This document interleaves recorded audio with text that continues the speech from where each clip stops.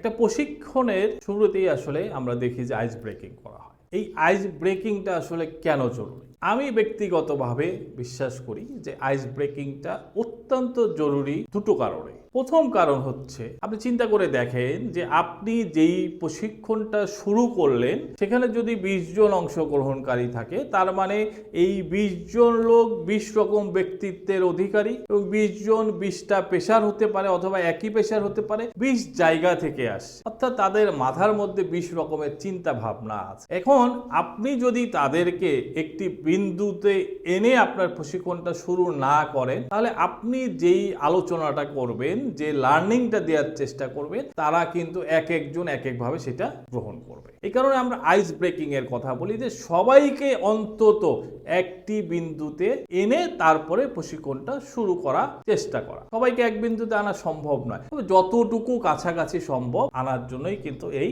Ice breaking. 2 নম্বর কারণ হচ্ছে, আপনি যেই প্রশিক্ষণটা করতে যাচ্ছেন আগামী 6 ঘন্টা, 8 ঘন্টা, 5 ঘন্টা, 3 দিন, 5 দিন, 8 দিন, সেখানে যে সিরিয়াস কিছু হবে না। এখানে একটা প্রশিক্ষণ মানেই হচ্ছে একটি আনন্দ ঘন পরিবেশে আলোচনা করা, ডিসকাশন করা, ডিসকাশনের মাধ্যমে শেখা। সেখানে ভুল করলে কোনো পানিশমেন্ট দেয়া হবে না, সেখানে ভুল করলে ক্লাসের বাইরে বের করে দেয়া হবে না, সেখানে কাউকে তুচ্ছ তাচ্ছিল্য করা হবে না। এই বিষয়ে প্রশিক্ষণার্থীদের আশ্বস্ত করা, যাতে করে তারা এই প্রশিক্ষণে অংশগ্রহণ করে। এই যে তাদের মধ্যে একটা ভয়, জড়তা কাজ করছে যে আমি না জানি কি বলে ফেলবো, এটা হয়তো ভুল হয়ে যাবে, ট্রেনার ভাই, আপা, স্যার তারা কি মনে করবে, এই জড়তাটা যাতে তার মধ্যে না থাকে, এটা যাতে কেটে যায়, এই জন্যই আইস ব্রেকিং দরকার। এই দুটো কারণে হলেও প্রত্যেক ট্রেনিং এর শুরুতে আইস ব্রেকিং অবশ্যই করা উচিত। আইস ব্রেকিং ছাড়া কোনো ট্রেনিং শুরু করা উচিত নয়, এবং সম্ভব হলে প্রত্যেক সেশনের শুরুতেও একটু